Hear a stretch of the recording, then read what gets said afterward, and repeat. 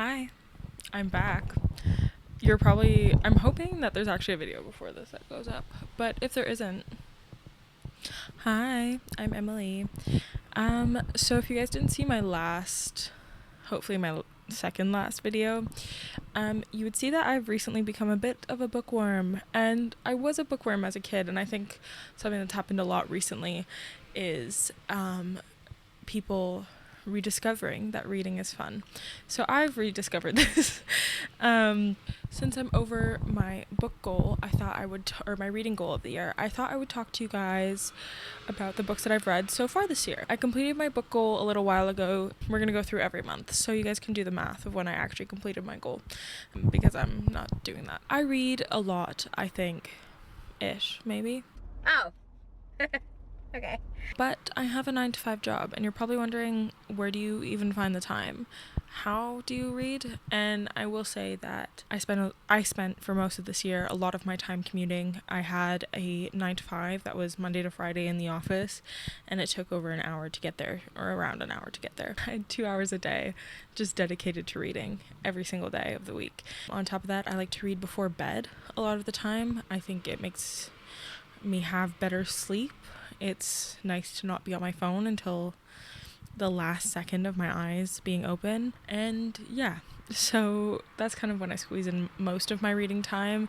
I also do read for fun, like leisurely.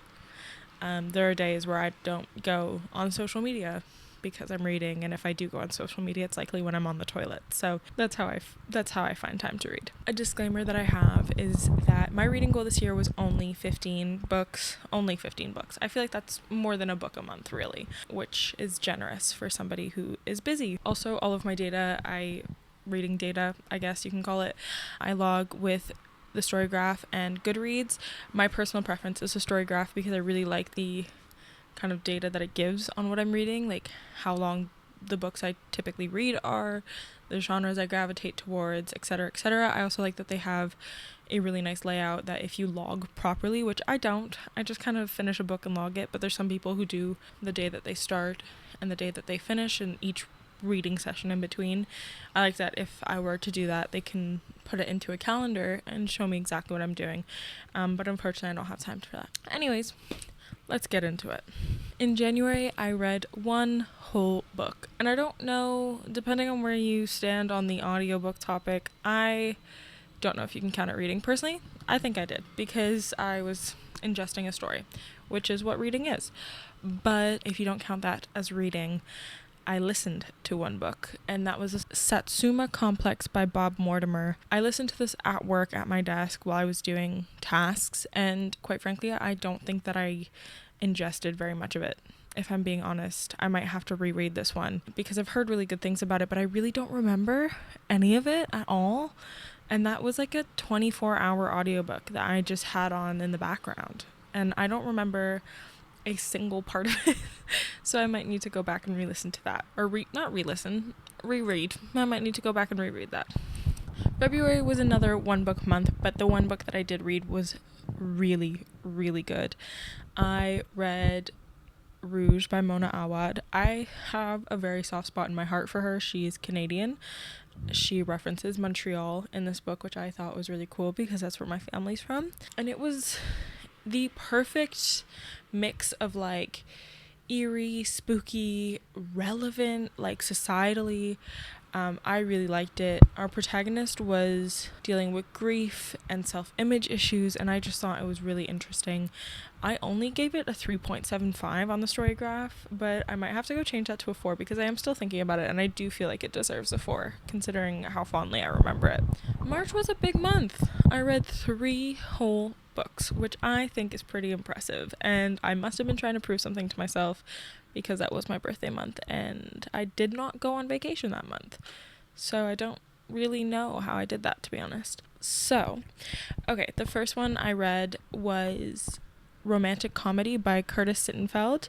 I really liked this one. I gave it a 4.5, and I stand by that. It was a really interesting romance about a comedy writer on an SNL type show who's trying to find love, or I don't know if she's really trying to find love, but she kind of stumbles upon love in her, I believe she was in her mid-30s, and even though I'm not even in my mid-20s yet, I do like to read stories and books that revolve around older people, not older like elderly, but like older adults, because I think it kind of destigmatizes it to myself. Like, I think like maybe 6 months ago, a year ago definitely, I was so afraid of the prospect of turning 30, even though I'm not even close. And reading stories that where the protagonist is over 30, I find really helps me see that being 30 is probably more fun than being 20.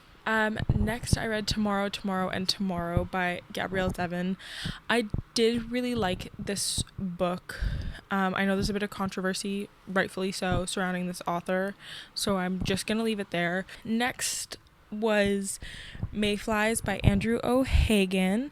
I loved this book. I gave it 4 stars. It navigates grief, growing up, male emotions, which is something that I obviously don't know about personally, but I think it's one of those books that I would recommend to any man my age, because it does show you that there is a way to process your emotions without being mean. I think it destigmatizes the male emotion really well, and I thought it was a very touching story, so I do really, really recommend it. April was a 2-book month, which compared to March is not very much, but they were 2 really, really good books. These were 2 Waterstones book club recommendations. I really wanted to join their book club, but for whatever reason I didn't. But these were, I think they're April and May picks. So the first one was Green Dot by Madeline Gray, and that book was so good. I really recommend it. It deals with like forbidden love and how it feels when you're constantly being rejected or you're not getting the attention that you want or deserve from your partner. It's about I think she's 22 if I'm not mistaken. Our protagonist is 22 and she falls in love with a married man, and you basically follow as she goes insane while he gets to live his life. Sorry, what did I give Green Dot? I didn't write. I stopped writing in my script how many stars I gave everything, but I liked it. Okay, so the next book I read was Piglet by Lottie Hazel. I was nervous about this book because I knew that it dealt with disordered eating, so that's a very big trigger warning. It dealt with some pretty heavy topics. It was a very quick read. I really enjoyed it. I feel like it very accurately described what being a woman in today's society, where everything is very superficial, it really illustrated how that feels and like how crazy sometimes that can make you. So I thought that one was really good. Next, oh no, I did write. Both got a 4.25 star rating, so that's great. May, another 2-book month, not bad, consistent, we like it. This was a Emily Henry release month, so naturally the book was read. My first book was Funny Story by Emily Henry, and I gave it 4.25 stars. This one is one of my favorite Emily Henry novel. It was really romantic and really subtly funny and touching and heartwarming, and a lot of her novels are, but I think this one was like the peak. I think next to People We Meet on Vacation, this is definitely my favorite. Next one I read was He Died With His Eyes Open by Derek Raymond. This was a very old-timey, kind of like maybe a classic? I don't know. I don't think it was a classic, but it was an old-timey London tale of a detective trying to solve a murder of an assumed nobody. He's trying to solve this murder without compromising his morals. And while the story was interesting, it was pretty slow, and I think the main part that I liked about it was that it was set in London, and I knew all the areas they were going to, because it wasn't like central London, it was like greater London.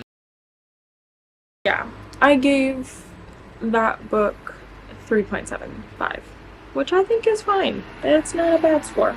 Moving on to June. I did my 100 pages a day challenge this month, so I do feel like I read quite a bit. That month, how much? I read 1,097 pages, which I feel is quite a bit. The first book I read is Big Swiss by Jen Began. You can see a review for that up here if you are interested, and I won't say more than that. Same with Butter by Asako Yuzuki. It's right up there. The last one was How to Leave the House by Nathan Newman. I thought this was a really human story about growing up and realizing that the people around you are sentient. I think some people don't. I mean, I don't know. I feel like it was just like a very human story about growing up. I really enjoyed that each chapter was from a different perspective. It took me a bit by surprise at first because I didn't expect it, but I did like that aspect. The one thing I didn't love was that nothing really happens. This happens over the span of a day, and there is something navigating the story, but it felt so inconsequential that to me it just didn't have the payoff that I expected it would. So yeah, that's my review on that. I think I gave it 3.75 stars. I didn't actually write it down. That's probably what I would give it now if I were to rate it again. July, another 3-book month. I was on a roll this summer. It was a Coco Malord's drop month in July. So the first book that I read naturally was Blue Sisters. Blue Sisters is a heartbreaking yet heartwarming story that follows sisters. I don't want to give too much away, and I don't know how to talk about it without giving too much away. I think I gave it 5. Did I give it 5 stars? It was 5 stars, so I really recommend you go read it because honestly I loved it. The second book that I read was Our Wives Under the Sea by Julia Arnfield. This was a 4-star read about grief. It kind of deals with death in a really abstract and interesting way. I did find myself a bit removed sometimes from the story because I didn't really understand what was going on, but then quickly got brought back in, and it was a really touching story, a really tragic story, so I really recommend that. And then the last book I read was, oh my god, I didn't write the author's name. That's really annoying of me. I'm really bad with names is what we should realize from this.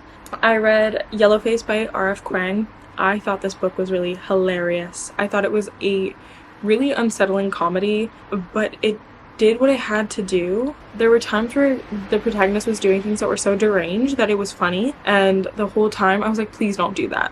Please don't do that. And she always did that. She always did that. I gave this book 4 stars. I expected it to be a 5-star read, but the ending just didn't give the payoff that I wanted, and I didn't want to reward it like that. Alright, home stretch, I believe. August. Alright, let's go into August. I read 2 books in August, which is crazy because I did actually go on vacation in August, and I guess I just didn't read. The first book I read was Penance by Eliza Clark. I think this was a really good follow-up to her debut. I read Boy Parts and I did not love it, but Penance had me gripped. It was really chilling and dark, but did the job. Like, I was invested. I was thinking about it. I was disturbed all the time while I was reading this book, but I went through it so quickly. That was a 4.5-star read, so slay. The next book I read was The Center by Aisha Manazar Siddiqui. Don't know if I'm pronouncing that right, but I thought it was really good. I really liked the premise. I did only give it 3.5 stars because it didn't go the way I wanted it to necessarily, but I did think it was really interesting. Basically, it's about this language school that you can learn any language in 10 days, and you follow the protagonist who's learning languages, and then she discovers something and she goes on an adventure about it. I don't know how else to describe it without giving too much away, but I thought it was really, really good. September so far. I've only read 1 book in September, and we are at the very end of September, so I'll tell you about the books that I'm currently reading as well. The first book I read, or the only book I've completed in September, is actually my favorite of the year, and it's Martyr by Kaveh Akbar. This book literally had me crying on the tube. Like, I cried on the tube. I gasped on the bus. It was a lot. It was devastating, heartbreaking, and soul-crushing is what I wrote. I haven't been moved by a book like this in forever. I cannot emphasize how badly I want everybody ever to read this book. Like, wow. So now I'm in a bit of a pickle because I have quite a few books to read, but let's go through them. The first book that I started and have not finished, not because it's not good, is Rodham by Curtis Sittenfeld. I wanted to read this because I think that the concept of writing a biographically sounding book about a real person is crazy.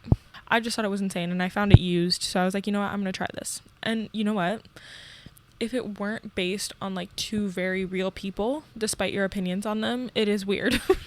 If it weren't based on two very real people, it would be a really good book. Like if it was just some random political figurehead, like not random, but like fictional political, like Hillary Clinton type woman, I'd be all for it. But because it's about somebody that isn't Hillary Clinton, and like I read a sexually suggestive scene about Bill and Hillary, I don't know. It's a little weird. I do wonder what she had to say about it. I did a lot of Googling and I couldn't find anywhere where she actually addressed this novel. I'm assuming she knows about it, but I would love to know what she thinks about it. Last week, Lucy Jane Wood, a YouTuber, released her debut novel called Rewitched. So I'm reading that currently. I'm also going to see her speak next week, and I need to finish that before her talk. So far, I really like it. It's very cozy, very whimsical. I'm really into it.